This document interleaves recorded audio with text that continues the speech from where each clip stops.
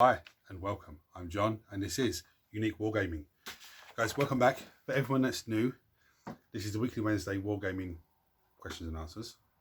It's an off-the-cuff video, guys. What that means is I record and upload. There is no fancy editing skills. You won't see my intro symbol at the beginning. I do have a transition button, so if there's noise outside of my control from outside or the outside that wall, I can stop filming, wait for it to pass and carry on. Sometimes it could rain heavy rain, and I stop filming and wait for it to finish. Sometimes it won't, and I have to carry on filming. But that's the joys of sort of this type of video. These weekly Wednesdays essentially are a Q&A. You guys ask me questions and I answer them. They are primarily model focused, and it is primarily GW stuff, of which is primarily 40k. There is terrain questions from time to time. There is information about myself, what's going on around the workshop. And we have a weekly vote, which I'll get onto when it comes to it. Now, talking about weekly vote, Monday's vote was the Death God Icon Bearer. If you haven't seen that video, guys, go and check it out, because he's absolutely... I didn't think he was that great until I looked at the pictures. And I was like, my eyes are deceiving me, because, and he is actually really nice. But the week before that, I was under so much pressure of time.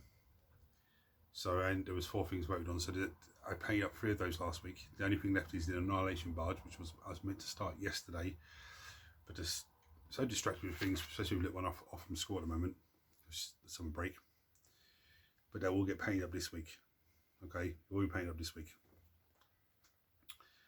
Why the name change? Okay, so as some of you know, when I put up the Hesperex video, the day before that, 2 days before that, I was struggling with the laptop not working properly. It wouldn't come on.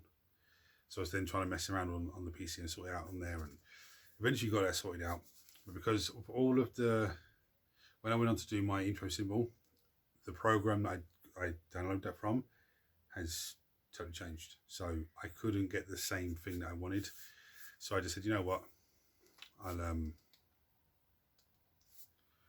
do something different. And I was thinking about it, and I said to my friend Dave Roach from work, I said to him, I'm thinking of changing the name of the channel from Unique Wargaming Terrain just to Unique Wargaming.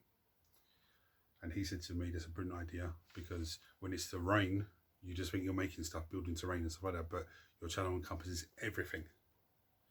From building, painting to wargaming, making terrain. You do other types of videos to do with the hobby as well. So it's actually a good move.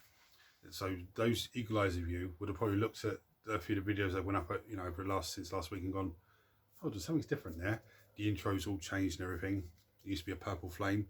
Now it's just like mad smoke coming up with Unique Wargaming across the middle of it. But I couldn't change the colours on the smoke or change the colours on the right side. It is what it is now. I just have to get on with it. But that's why the name changed, and that's why the intro bit has changed as well. Big massive well done to Mark. He was in tournament on Sunday and he finished 2nd. Absolutely fantastic. We had a great game today. Absolutely a slobber knocker of a game. I mean, absolutely a slobber knocker of a game. There was a lot of explosions. Demons versus Grey Knights. The video for the full battle report for that will go up tomorrow. But just to tell you how much of a slobber knocker it was, we went to the end of turn 5. That is how crazy this was. I think turn 4 and turn 5, we did the turn and I just wrapped it up at the end of it. Like, this is what we did. This shot this moved that, because there wasn't, I'm not going to give away too much, but it was a slobber knocker of a game. I'm so flat out in the house at the moment because we're moving stuff around from one room to another and trying to rearrange stuff, because my little one doesn't want to sleep in the room by herself. She's a little bit scared of noise outside, a bit scared of the dark, and even though there's lights on, she's terrified of spider here, spider there. So there's so much hoo-ha from her bedtime that we've decided to move her bed so it's near ours, and that opens up her room a little bit. All of her stuff's been moved to one side of the room, so I've got the other side of the room to set up desk, my PCs, my PlayStation, all that sort of stuff. So the PC that I do editing on is going to be set up there. My other PC is going to be set up there, which I can use for gaming, playing some of the older games.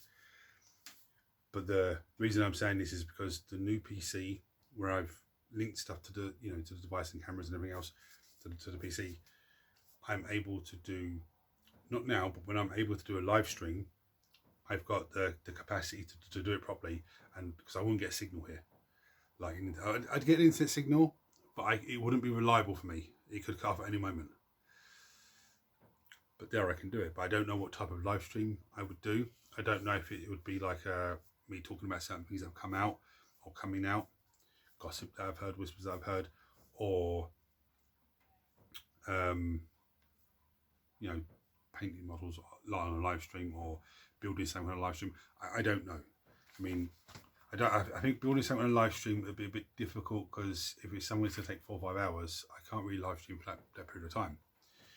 You guys check on below and let me know what you think I should be, when I start doing live streams, what I should be live streaming. I think a painting video would be better. Painting something on live stream would probably be better, but I don't know. This is a very interesting question now. How can you do battle reports with models that are not painted and use proxy models? Now, when it comes to models not being painted and using a battle report, a lot of models get voted on by you guys. So they'll go into the vote and you guys vote on them. If they get voted to paint on, they get painted. If they don't get voted to paint on and I need them for the game, then that's why. There are some models that I don't put in the vote because they're not interesting enough. I don't think they're interesting enough. Certain Space Marine units, you don't need to see me paint a Space Marine Tactical Squad. You don't need to see me paint, Hellblasters, or even though Hellblasters are a little bit interesting because they have their Hellblaster volley gun, but I don't think they're interesting enough to warrant to go into the vote. There are, and there are a few other models like that. I mean, I wouldn't put Termagants in the vote because they're not interesting enough to. For me, it's just the basic chaff units, slap some contrast paint on them, quick dry brush, and I don't even think they would be taken beyond Bat Ready standards. I think they'll just be Bat Ready on the go, in all honesty. And as for proxy models, my answer would be like, there are so many different amazing sculpts for different things. Sometimes they're done as a proxy for something. Sometimes they're just done as a sculpt where someone actually just done it and they say, I like this. And someone else has gone, right, I'm going to use it for this. But as Mark said to me earlier, and this is very true, there are so many different sculpts for the same unit type, whether that be 3D printed sculpts, whether that be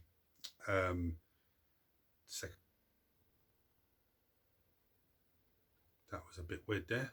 The whole camera just froze on me. Okay, so whether it be, I don't know why I did that. Whether it be 3D printed sculpts, whether it be, that's really throwing me off now. It's very weird, it's never done that before. 3D printed sculpts, whether it's been something like second edition or third edition sculpt. And librarians are the prime example, and chaplains, because they'll make a sculpt of that, then the next edition they have new sculpts of it, then the next edition they have new sculpts, and pretty much every edition they have a different sculpt for it. And I've said before, just grab as many different, when new one comes out, grab it, because then you end up with, I know you don't have 3 in your army now, but you have different looks, different, I've got 10 chaplains, for example. I can use 3 in a game. I'm going to use these 3 in this game. The next game I'm going to use this one, this one, this one. This one. But they're hit right on the nose, and for me that's true. If I go, I'll give you an example. If I go and buy, and I need to get one of these, a Demon Prince box for Chaos, I've got all these different bars so I can build X, Y, and Z, not a problem. Okay, winged or on foot, that's great. But it's sort of generic too. They're all sort of generic. There's a little bit of difference I can do. I can keep bashing that stuff to it, it's not a problem. Convert it a little bit. But then when you look at 3D printing, you can customize pieces. You can print things that don't even belong to the thing that you want to print it for, but you're printing for something different. Printing it from something else and adding it to it, and you'll make it very unique. Again, it's the same thing. It's just a unique model you add into the army. I remember actually playing Game Fantasy with my friend Dave, and he had an Undead Army, and he had the Corpse Cart, which is great, but he had another company's version of it, and amazing, amazing. I remember going to Salute one year and seeing a giant. He had a chain whip around his hand. I think I spoke about this before. And he had a big anchor coming off there, and the other side was a ship, big massive ship that he was using as a shield. Absolutely fantastic sculpt. I never got it. I should have got it, but yeah, that's why I use proxy models, and some models go on the table for games that are not painted, just because of those reasons. And the other thing as well, actually, it's more realistic, because guaranteed some of you guys have played games with grey plastic, not even undercoated. Some of you played games where the models are undercoated. Some of you played games where the models are undercoated and half painted, and you didn't have the time to get them done before the game, or you don't want to rush yourself to get them done to make everyone else happy. You want to take your time and really work on it, and that's the reality of it. That's the reason why. What's the best wet palette to buy? I couldn't tell you the answer to that, because I use this. I use a piece of plastic. This is actually a plastic lid from a packet of cakes, and I just took the lid off. See, it's got a little dip in there. I put some tissue, some kitchen roll in there, cut the size. I put some water on it, drain the excess water off, piece of greaseproof paper, and I put it in. Now today's Wednesday. That's dry, but that wasn't there from Monday's painting video. But usually it would last 3 or 4 days. It's just 26 degrees here at the moment, so but you could, if you had a container, say you went to a supermarket and there was a packet of croissants or a packet of apple puffs, or some sort of pastry that come in a plastic container that you can open the lid. If the bottom half is flat enough, you can do the same thing, bit of kitchen roll, grease with paper, and then you wet it first, do a bit of grease paper in it, excess water out. You can then close the lid, and that will give you another extra 3 or 4 days on it. And you've got the grease with paper that if you put water onto it, it doesn't seep through, it just stays on there. So you can continuously keep it, water it down and stuff like that. And with the greaseproof paper, you can also mix the colours that you need. So if you were highlighting, say, gold, in following the way that I do it, where you put the red armour down and some white scars next to it, you then got a space to mix the two. You want some more retributor armour, put it somewhere else on there. And when you're finished, you just pull it out, just in the bin. And all it's going to cost you after you've got the bit that the main bit you're going to use is kitchen roll, which I have a 3D printer. You guys need to get a 3D printer. If you don't have one, you need to get one. I use any cubic, but any resin 3D printer you need to get. The only thing I would say is get one with a big plate if you can. But yeah, I buy a pack of 4 of those. I think they're like $3.50, and they last me months. So. And I use them for wet palette, 3D printing. When I use them for 3D printing, when I take the plate off and I wash it in methylated spirits, I take the prints off. I use then a piece of kitchen roll. So I take some bits off and put them to one side, and I clean the top of the plate of the resin residue and any methylated spirits residue, even though the methylated spirits will evaporate off, and the underneath. Put it back on, and then I wash the prints, take the spools off, put the spools in a box, because I'm going to use them to drying with, put that in the sun to dry. But then it's going to cost you kitchen roll and greaseproof paper, or parchment paper, I think some of you call it. It's like €1.50 for a roll that's going to last you 6-7 months. If you want to go and buy an actual wet palette, you're talking 15-20 euros. You're talking, I don't know how much the paper are that goes in there to keep things moist. Let's just say it costs a tenner for a pack. That's going to last you 3 months maybe.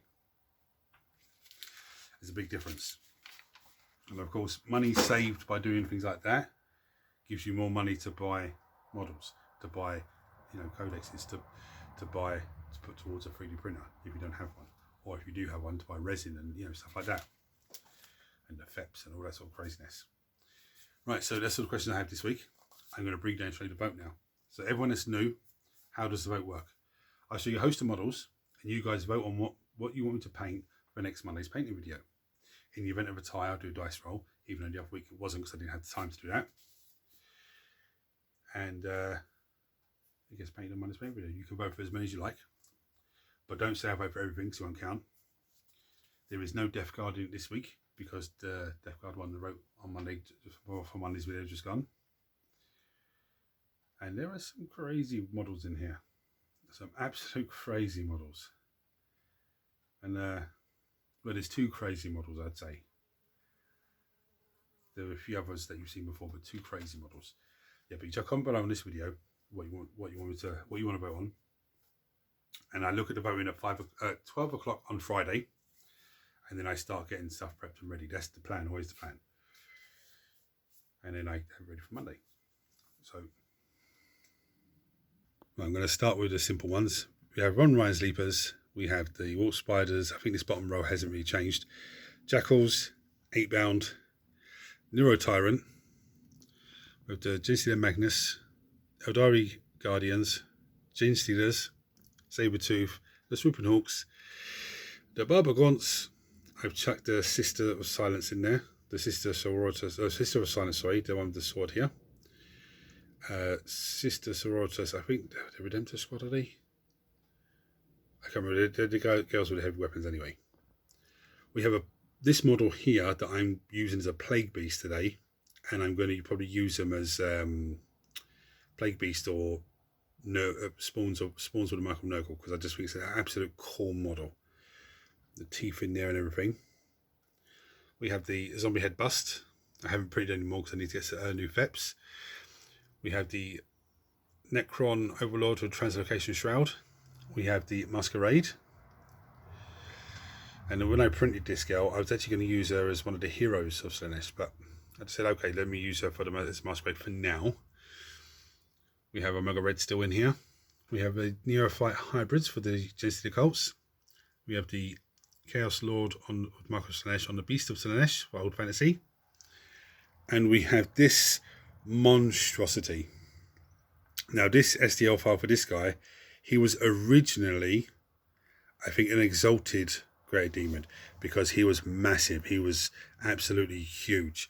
And I had to shrink him down and rescale him and do some craziness with him. And my initial plan was to use him as a Demon Prince.